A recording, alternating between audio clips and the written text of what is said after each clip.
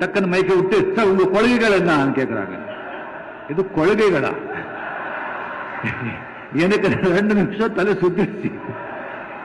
இலவசத்தை ஒழிப்போம் ஒழிப்போம். இலவசம் பெற வேண்டிய ஏழ்மை வறுமை நிலையில் இல்லாது என் மக்களின் வாழ்க்கை தரத்தை உயர்த்துவோம். அனைவருக்கும் சரியான சமமான தரமான கல்வியை இலவசமாக கொடுப்போம். தனிப்பெரும் முதலாளிகளோடு சண்டையிடுவோம்.